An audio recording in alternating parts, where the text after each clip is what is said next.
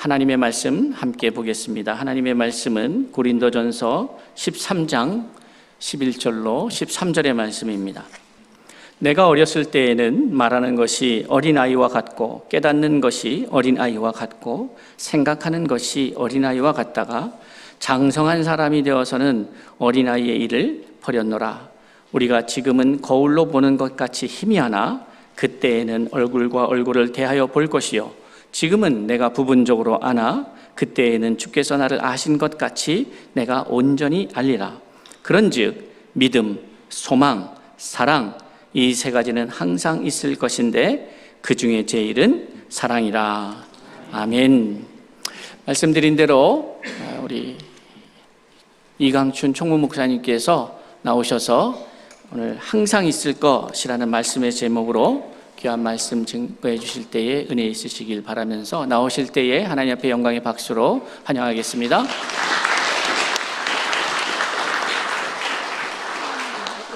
또 설교하러 왔는데 박수 받기는 또 처음인 것 같은데 한 가지 미리 광고를 하면 저는 리액션이 있으면 은혜스럽습니다. 그 설교도 짧습니다. 근데 졸고 뭐 리액션이 없고 아멘도 안 하고 뭐 이런 리액션이 없으면 그러면 유두고가 생길 수도 있습니다. 뭐 무슨 얘기인지 아직도 모르시는 것 같은데 우리 이중동 목사님 생각하면 그러면 1990년대죠. 허드슨 강을 이렇게 바라보면서 그러면서 도서관에서 공부하던 제가 어느 날 그 학교를 갔는데 머리도 별로 안 좋은 것 같은데 공부하는 학생이 있더라고요. 근데 그 사람이 이중동 목사였었습니다. 그래서 그때 이제 이렇게 얼굴 보고 알게 되고 그 이후에 한국에 와서 또 저 만나면 저를 밤에 잠을 못 자게 해요. 특별히 총회를 하거나 무슨 수련회를 하거나 그러면 이제 같이 2박 3일을 같이 지내잖아요. 그럼 그 중에 한 밤은 꼭 저를 찾아와 가지고 새벽 2시고 3시고 교단에 대한 일들을 이렇게 얘기하고 고민하고 그런 것들을 나누는 그런 시간들을 저를 많이 괴롭힘의 장본인이라고 이렇게 기억이 됩니다. 제가 총무가 된 지 이제 7년이 됐습니다. 이제 내년 1년이면 내년 5월 달까지만 하면 총무 사역이 다 끝나게 됩니다. 제가 총무가 됐을 때 이런 가방을 하나 사서 이렇게 맸습니다. 이렇게 메고 다니니까 사람들이 제가 지금 윤석열 정부 6월부터 시행되는 나이로 하면 66, 3개월이거든요. 그러니까 제가 총무가 됐을 때 한국 나이로 60이었습니다. 그럴 때 이 색을 메고 다니니까 사람들이 저한테 그러더라고요. 늙어서 젊은 사람 흉내낸다고. 근데 그때 제가 이 색을 맨 이유 중에 하나는 예수님이 십자가를 지셨듯이 예수님께서 예수교에 대한 성결교회를 저한테 지우게 해주셨다. 그거에 대한 마음을 잊어버리지 않으려고 제가 이 가방을 메면서 맬 때마다 아니면 가방을 보고 집에 있을 때도 나는 예수교에 대한 성결교회의 짐을 진 목사다 하는 그런 마음을 가지고 지금까지 지내왔습니다. 이제 그 짐이 너무 무겁고 힘들어서 하다 보니까 머리도 많이 빠지고 그러다 보니까 제가 이 가방을 몇 개 만들었습니다. 그래서 나누어 줄 사람들, 이 짐을 좀 교단을 위해서 같이 나누어 줬으면 좋겠다 하는 마음을 가지고 제가 사비를 들여서 몇 개 만들었습니다. 물론 이건 명품은 아닙니다. 근데 이 안에다가 교단 마크를 이렇게 집어넣어서 이거는 리미트입니다. 한정품입니다. 몇 개가 있어서 그래서 이제 제가 사랑하는 사람들, 교단을 짐을 같이 질 수 있는 사람들에게 이렇게 나누어 줬습니다. 근데 오늘 여기 오면서 찾아보니까 딱 하나 남았더라고요. 이게 정말 라스트 원인데 다른 사람들한테는 제가 짐을 같이 지자고 얘기했는데 오늘 우리 중동 목사님한테는 이 가방을 주면서 교단의 짐을 이제 네가 져라 이런 마음을 가지고 이 짐을 갖고 왔습니다. 짐 잘 져주시면 좋겠다.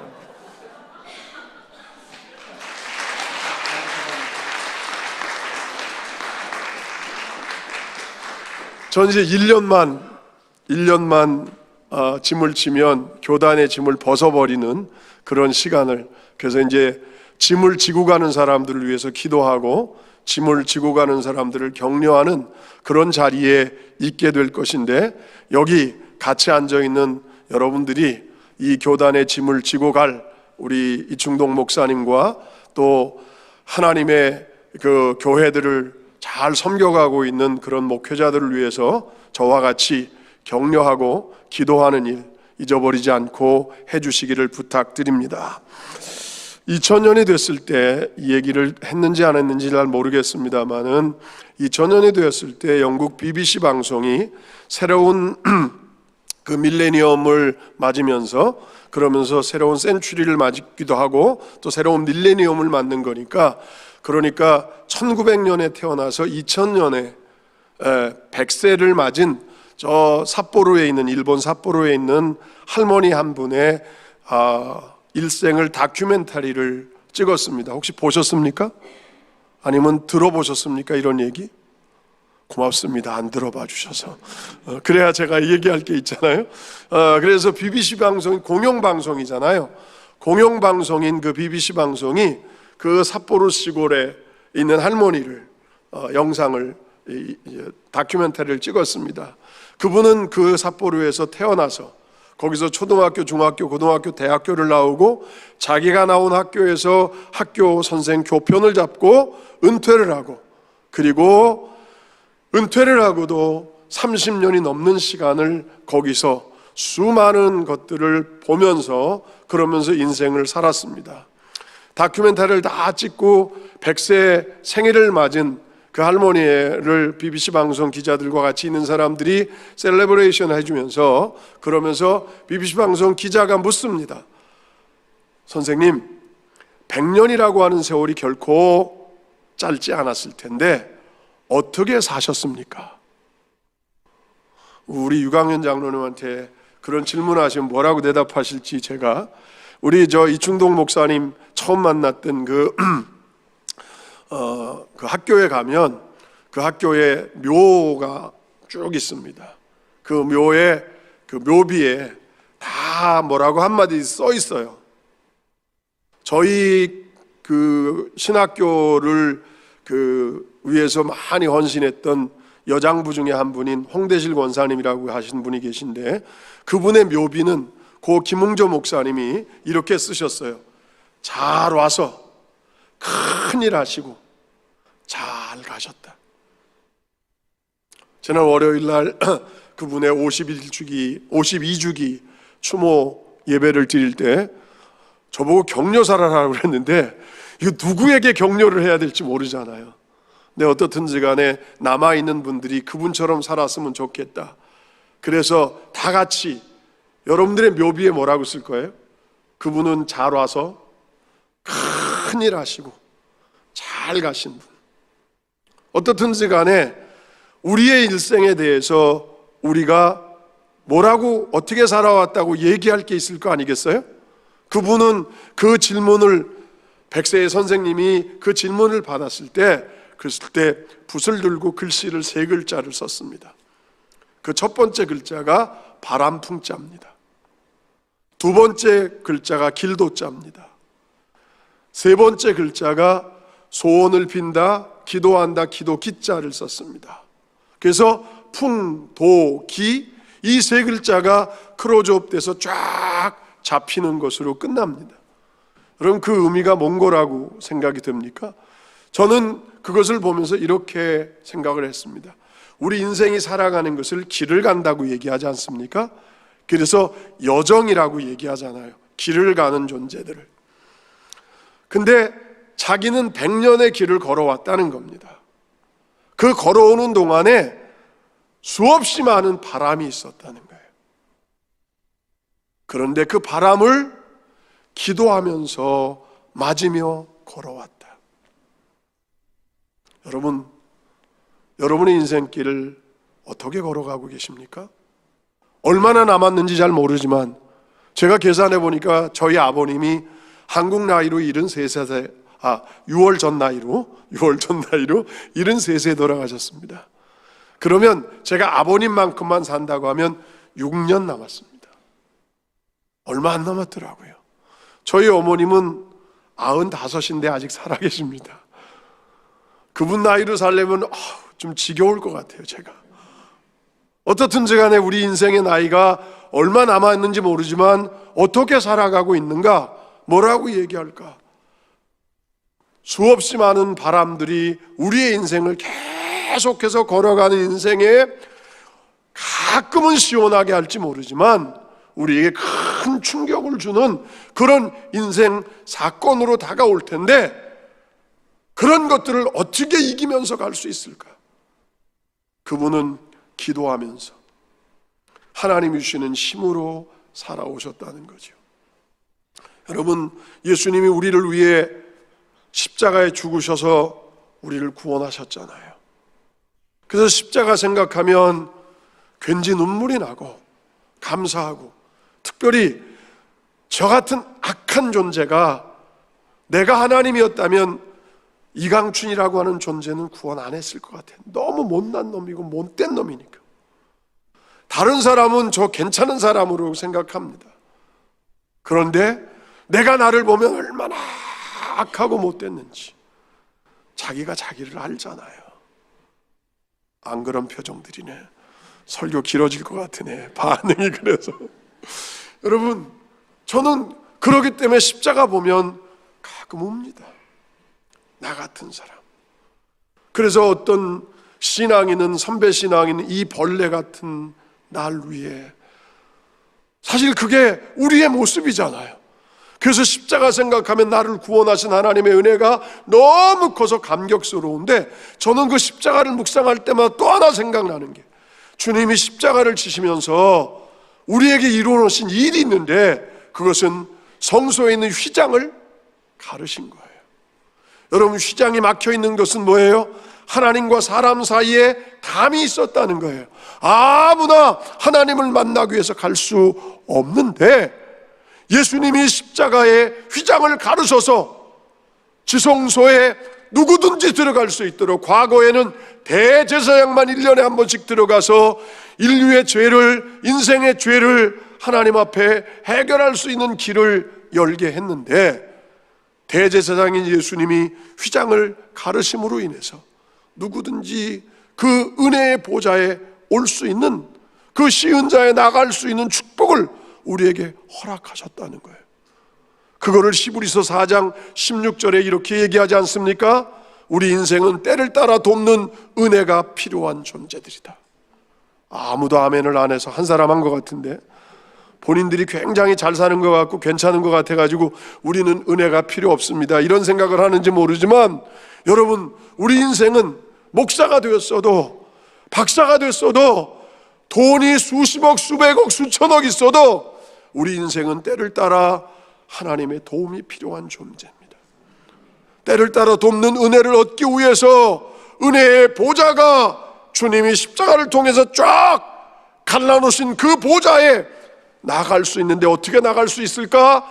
당당하게 나갈 수 있도록, 담대히 나갈 수 있도록 그런 특권을 십자가를 통해서 부여해 주셨다는 겁니다. 여러분에게는 은혜의 보좌를 사랑하는 마음이 있습니까? 은혜의 보좌 앞에 당당하게 나가는, 담대히 나가는, 그 자리를 기쁘게 나가는 그런 여러분의 삶의 모습이 있으십니까? 저는 그렇게 나가시는 분들이, 그런 부모를 가지고 있는 자녀들은 참, 저 이충동 목사 볼 때마다 젤러시 합니다. 아주 질투를 많이 합니다. 왜냐하면 저는 어머니 아버지가 저한테 세례를 받았거든요. 그렇다고 처갓집 식구들도 믿음이 좋은 가문도 아니고, 정말 신학교 다닐 때 100명이 신학생들이 한 1학년이 한 100명쯤 됐는데, 여러 과를 다 합해가지고 그 중에 교회 안 나가는 부모를 둔 사람은 저밖에 없었어요. 엄마래도 교회를 나가지. 그래서 지금은 학교가 워낙 커져가지고 그렇습니다만은, 건물 하나 덩그렁 있는 그 산 밑에 있는 그 학교였기 때문에 어느 날은 주로 친구들이 밥 먹으러 가는 시간에 산에 올라가서 진달래 뿌리 잡으면서 소나무는 못 뽑겠더라고, 힘이 없어갖고.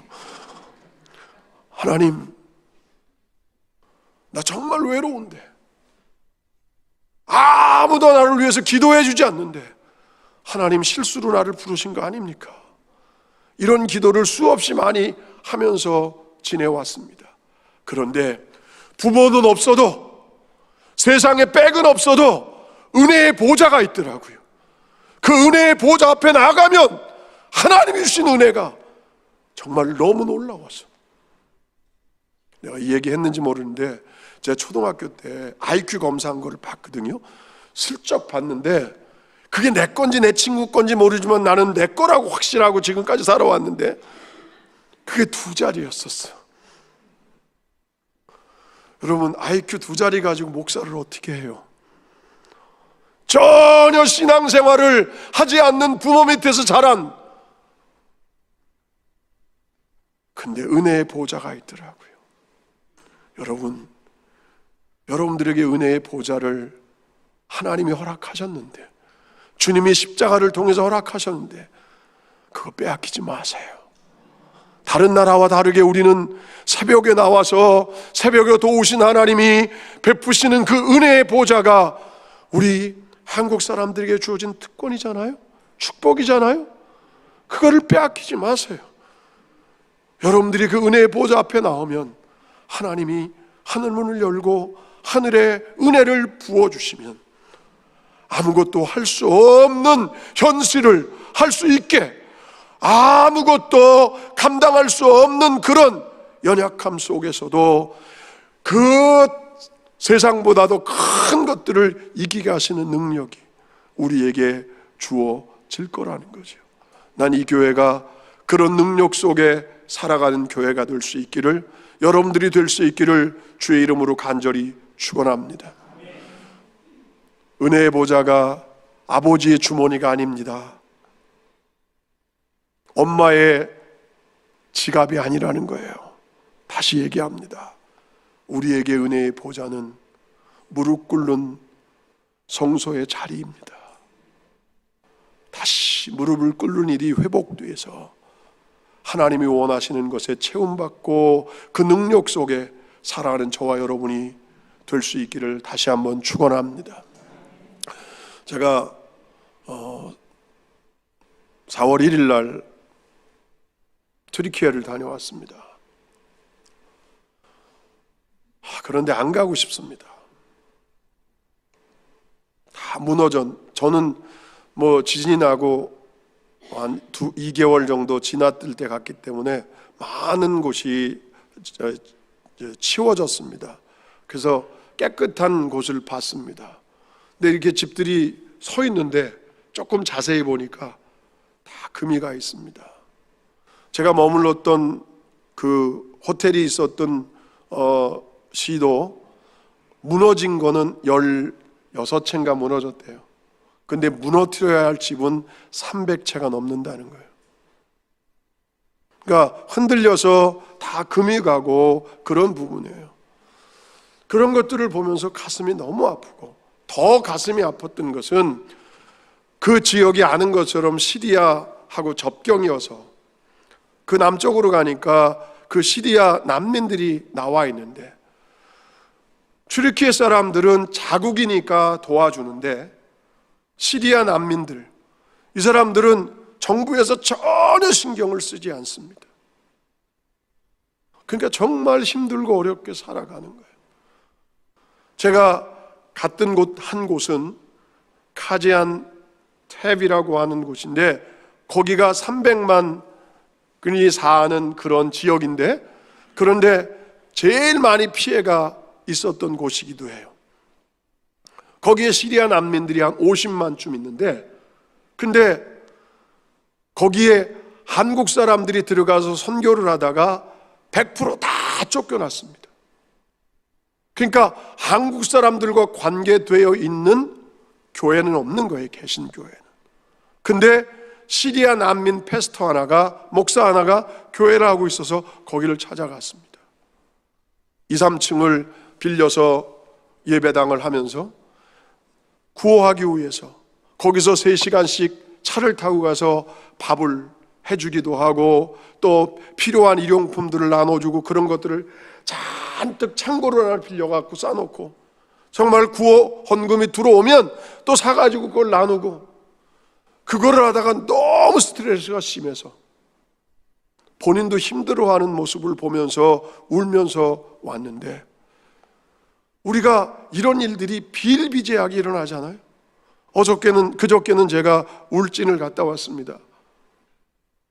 작년에 산불이 나서 그 329채가 탔는데 그 중에 감사하게 한국교회가 54채를 감당했고 저희 교단에서도 한 채를 감당해서 그래서 그 집이 입주한다고 해서 가서 입주하는 그 어르신에게 86세 되신 분이더라고요. 가서 선물도 주고 총회장님과 임원들이 다 가서 축하하고 축복하고 기도해주고 그렇게 하는 시간을 보내면서 수없이 많은 재난들이 계속 일어나잖아요. 여러분, 이런 속에서 우리 어떻게 살아야 될까? 성경은 이렇게 얘기합니다. 재난이 막 생기면 그것을 사람들은 종말이라고 얘기하는데 성경은 우리에게 이렇게 얘기합니다. 그것은 시작이다. 끝이 아니라는 거예요. 그러니까 이런 일들이 계속 일어나는데 앞으로 더 많은 것들이 일어날 거라고 얘기합니다. 이런 속에서 어떻게 살아야 될까? 성경은 이런 삶이 2000년 예수님 오시고 2000년이 넘고 이 땅에 존재할 때 이후에 계속 있었는데 이런 속에 항상 가지고 있어야 될 것에 대하여 가지고 있느냐고 묻고 있다는 거예요. 저는 지진의 현장을 보면서 시리아 난민들이 고통당하는 현장을 보면서 하나님이 저한테 이렇게 물으시는 거예요. 너 이런 속에 네게 있어야 될 거 있냐?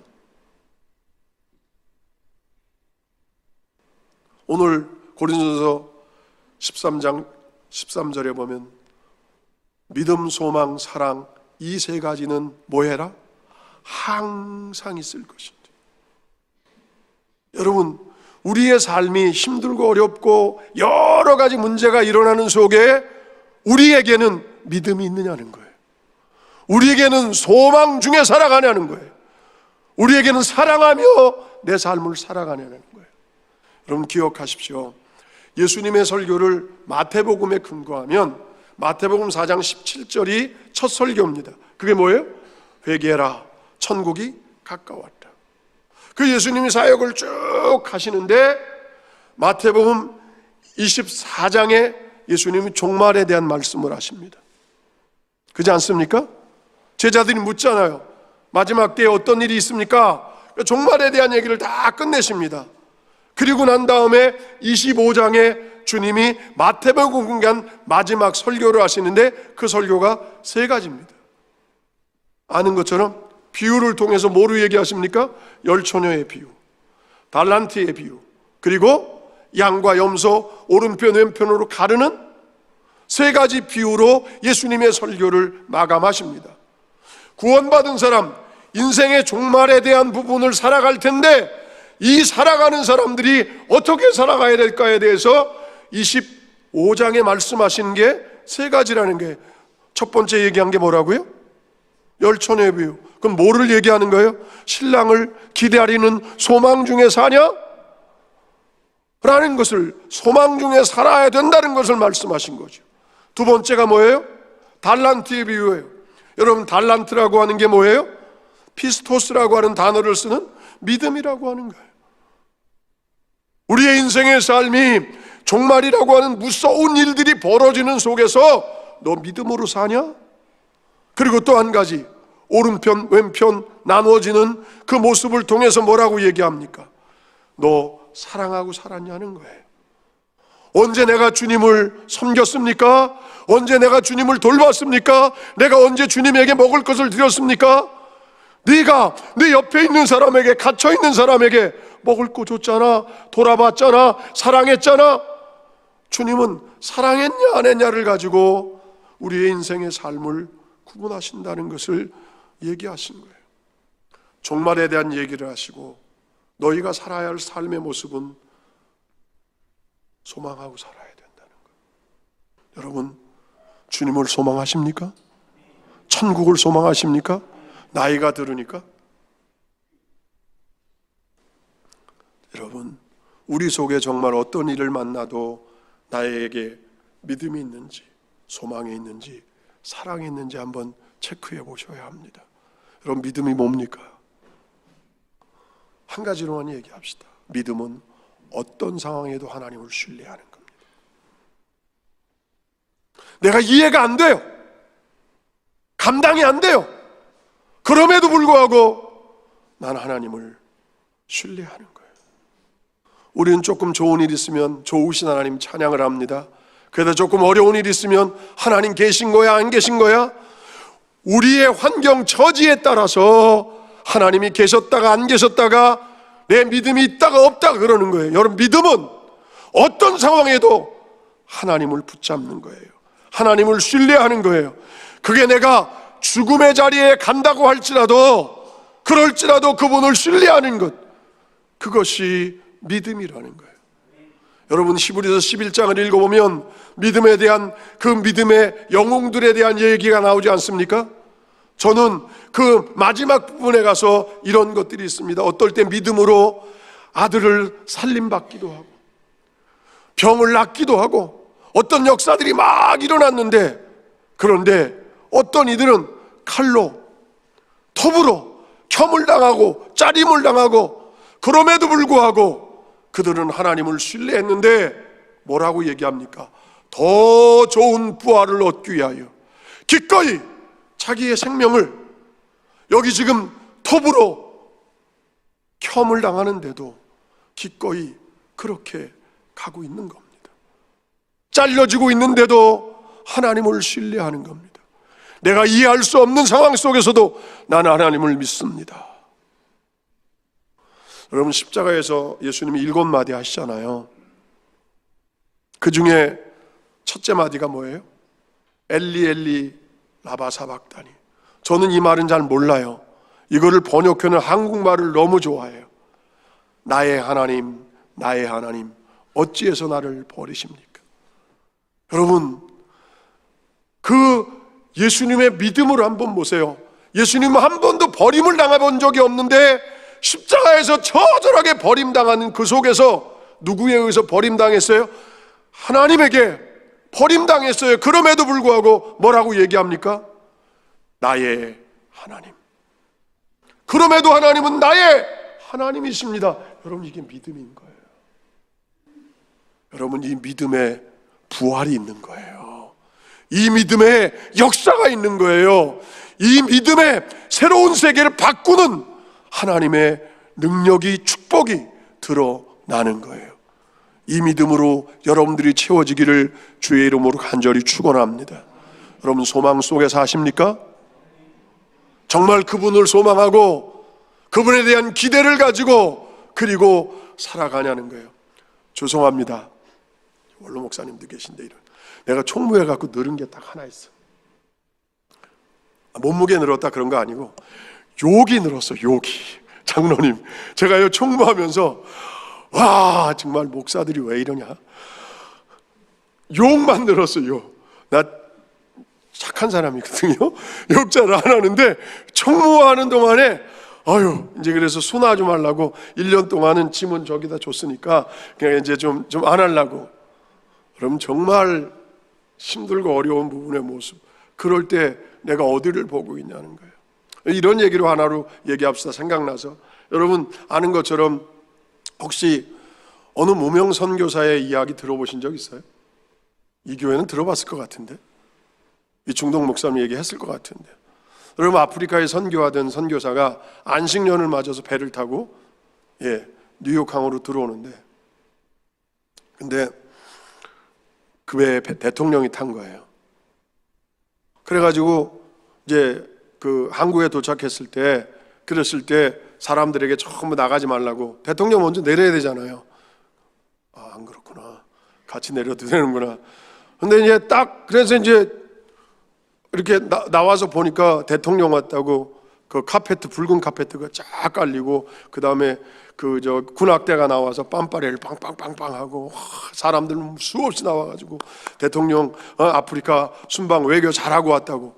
지가 아프리카 있어 왔는데 순방한 거 아니고 외교한 게 아니라 총만 쏘고 그냥 이게 사냥하고 이러고 놀다 온 것 같은데, 막 그러니까 이 선교사가 성질이 꼭 저하고 비슷했나 봐. 배알이 뒤틀려 가지고 하나님 앞에 그런 거. 하나님, 이게 뭡니까? 나는 내 목숨을 내놓고 저 식인종들과 저 까만 사람들과 더불어서 어떻든지 간에 당신의 복음을 증거하려고 애쓰고 수고하고 왔는데, 그리고 안식년이라 돌아왔는데 살전 갈 집이 없습니다. 그리고 나를 와서 마중해 주는 사람도 없는데, 대통령이라고 며칠 아프리카 가서 총 쏘고 그러고 왔는데 저렇게 빵빼를 울리고, 이거 너무 불공평합니다. 막 하나님 앞에 정말 분을 토하니까 하나님이 가만히 계시다가 이렇게 말씀하시더라는 거야. 내 아들아, 여기 네 집이야? 여기 네 집 아니잖아. 네가 네 집에 올 때, 내가 너를 위해서 준비한 내 집에 올 때 카페트 내가 황금으로 깔아줄 거야. 내가 내 집에 올 때, 그럴 때 저기 군악대, 내가 천군 천사로 너를 맞이할 거예요. 하나님이 그 선교사님에게 그 말을 들려주니까 그 선교사님 내려서 바로 그걸 타고 다시 아프리카로 가서 그의 존재가 어떤 사람인지 아무도 모르는데 이런 이야기가 나오고 있어요. 우리가 선교사로 살고 목사로 살고 장로로 믿음의 사람으로 산다고 하지만 하늘에 대한 소망, 하나님이 내게 주실 것에 대한 소망, 이거 별로 안 갖고 살잖아요. 그러니까 이 땅의 것 가지고 조금 잘 되고 못 되는 것 때문에 우리의 삶이 얼마나 많이 흐트러지고 신앙인의 품격이 얼마나 다운되고 있냐. 여러분, 힘들고 어려울 때 저길 보세요. 우리 최소한 왕자와 거지의 이야기처럼 내가 비록 남루한 옷을 입고 있어도 왕자잖아요. 그러니까 군졸이 지나가면 야 이놈아 이리 와라, 이렇게 얘기할 수 있는 존재가 우리여야 되잖아요. 왕자의 옷을 입었어도 거지니까 군병이 지나가면 쫄이는 거야. 여러분, 어떻게 사십니까? 하늘의 소망을 두고 살면 여러분, 이 땅에서 내가 고통을 당하고 고난을 당하고 어려움을 당해도 그분이 갚으실 것을 기억하고 기대하고 더 당당히 살 수 있는 하나님의 사람들의 모습인 거 아니겠어요? 주님이 이게 우리에게 있어야 된다, 이것으로 우리의 삶을 그분 앞에서 평가할 거다라는 거죠. 마지막이 뭡니까? 사랑하며 살아가는 거예요. 사랑이 있냐는 거예요. 여러분, 사랑이 뭡니까?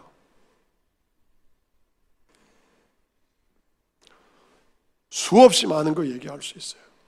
네, 시간 없으니까 나머지는 목사님한테 들으시고, 저는 오늘 여러분들에게 두 가지 사랑은 하나 덮어주는 거예요. 사랑은 허다한 죄를 덮는다, 덮어주는 거예요. 교회처럼 말 많은 곳이 어디 있어? 오죽하면 교인들은 물에 빠지면 주둥이만 뜬다 그러잖아요. 왜? 덮어줄 줄 몰라.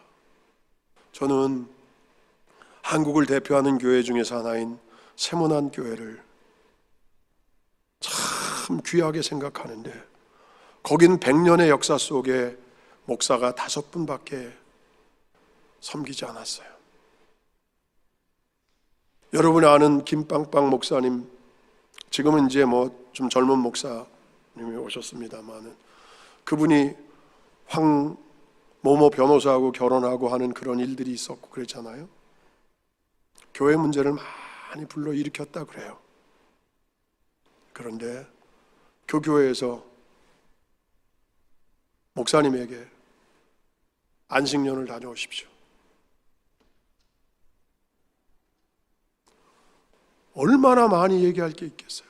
교인들은요, 저는 원래 패셔니스트라 아주 옷을 폼나게 입습니다만은 뭐 옷이 어떠니, 뭐 넥타이가 어떠니, 별 얘기들을 다 하는 게 여긴데, 그런 것들은 뭐냐면 속에 사랑이 없는 거야. 제가 얘기하려고 하는 게 덮어주는 거예요. 요즘 가끔 저한테 목사님, 우리 교회에 담임 목사가 세워져야 되는데 어떨까요? 기도해 주세요. 제가 항상 얘기하는 거 그런 얘기입니다. 목사를 뽑을 때는, 목사를 모시는 건 모셔야 된다. 뽑으면 안 된다. 그러니까 많은 목사들을 서치하고 이분이 우리 교회에 제일 맞을 것 같다고 하는 분을 청빙해라. 근데 요즘 어떻게 해요? 회사에서 직원 뽑듯이 이력서 다 받아놓고 난 다음에 죄송합니다, 골라. 장로님이 골랐는데 마음에 안 들면 어떻게 해? 그잖아요. 고르는 거야. 모셔오는 게 아니야. 그러면서 뭐라고 얘기해? 목사님은 영적인 아버지입니다. 아버지긴 자기가 뽑았는데. 그잖아요. 뽑았는데 말이 안 되는 거야. 그래서 내가 장로님들한테 얼마나 많이 얘기했는지 몰라요, 이런 거. 그리고 난 다음에 또 한 가지 하는 거, 모셔라. 대신 교회가 생각하는 기준이 있을 거 아니냐? 교회도 나름대로 다 기준이 있을 거 아니에요. 그잖아요. 그러면 기준에 한 60점, 70점 정도 되면 그러면 그분과 같이 목회하는데, 나머지 30점, 40점은 교회가 책임져라. 장로님들이 짊어지고, 권사님들이 짊어지고, 교인들이 짊어지고 가야지. 아멘이 안 나오네. 여기는 워낙 출중한 목사니까 뭐 그런 거 신경 안 써도 되지만, 여러분 같이 짊어지고 가야 되는 거예요. 어느 누가 완벽해? 여러분 자랑해야 되겠다. 제가 5월 1일 되면 한국 교회를 리더하는 사람들이 교단 총무들입니다. 사무총장들입니다. 지금 연합적으로 모이는 한국 교회를 대표한다 그러면 73개 단 정도 됩니다. 거기에 제가 대표 회장이 됩니다. 5월 1일 날. 우리 교단에서 그런 거 하기 어렵습니다. 그런 일들이 되어지는 것들은요, 같이 만들어가는 거예요. 제가 그 얘기 하려고 한 게 아니야. 제가 만약에 회장이 된다고 해서 나는 퍼펙트한 사람이니까 제가 회장으로 뽑혔겠습니까? 어쩌면 한국교회를 대표하는 사람이 되는 건데 그럴 수 있겠어요? 부족한 게 얼마나 많은데요. 모자른 게 얼마나 많은데요. 제가 별명이 매너리입니다. 그러면 그 얘기 듣는 순간에 우리 집사람 뚜껑이 열립니다. 그리고 하는 말이 그래요. 살아봐. 여러분, 그게 우리 얼마나 허물이 많아요. 얼마나 부족해요. 여러분, 목사님들이 완벽한 목사가 되기를, 능력 있는 목사가 되기를 다 원해요. 우리 목사들도 그래요. 그러나 부족한 게 있어요. 그거는 같이 지어야 되는 거예요. 어떻게 해야 돼요? 사랑의 마음으로 덮어줘야 되는 거예요. 이 사랑이 없으니까 교회에 문제가 계속 생기는 거예요. 덮어주셔야 되는 거예요. 부탁합니다. 주님은 그의 피로 우리를 덮어줬으니까 우리 여기 머리 뻣뻣하게 들고 살지. 그분의 사랑 때문에 우리가 산다고 얘기하는 게, 그분이 우리를 덮어주니까, 우리를 그분이 용납해 주니까, 그러니까 지금도 목사로 사는 거고 장로로 사는 거고 내가 하나님의 사람으로 사는 거지. 잘나서? 죄송합니다, 험한 말 좀 합니다. 그런 사람을 꼴값 떤다 그러는 겨. 여러분, 덮어주셔야 돼요. 덮어줘야 돼요.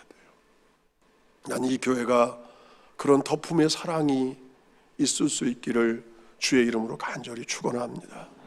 여러분, 사랑은 주는 겁니다. 받으려고 하는 게 아닙니다. 얼만큼 줬냐는 겁니다. 내가 얼만큼 가졌냐는 게 아니에요. 장기려 박사를 우리나라 사람들이 다 존경합니다. 왜요? 다 주며 살았던 사람입니다. 그 근거가 어디에 있습니까? 자기가 예수 그리스도를 만나고 예수 그리스도를 살펴보니 예수 그리스도는 다 주며 살았다는 거예요. 제가 성찬식을 할 때마다 가끔 웁니다. 우는 대목이 욕입니다. 근데 안 그러고 싶어도 그 대목이 나오면 울어요. 왜? 이렇게 되니까 우리 주님이 물 한 방울, 피 한 방울 남김없이 다 쏟아서 내게 주셨는데, 이게 사랑이잖아요. 받으려고 하니까 문제죠. 여러분, 주님은 우리에게 물으시는 거예요. 제가 튀르키 현장에 갔을 때 저한테 이렇게 물으시더라고요. 너 믿음으로 살고 있어? 이 무너진 현실이 네라면 그런 속에서는 너 믿음으로 살고 있는 거야? 이 현실 속에서 너 소망하며 나를 바라보고 소망 중에 살아갈 수 있는 거야? 그런 속에서도 사랑하며 살 수 있겠어? 여러분, 항상 있어야 할 이거. 우리 주님 앞에 서면, 주님, 내가 믿음으로 살았어요. 내가 소망 중에 살아왔어요. 내가 부족하지만 사랑하며 애쓰고 힘썼어요. 그렇게 고백할 수 있는 충신의 모든 지체들이 되기를 주의 이름으로 축원합니다.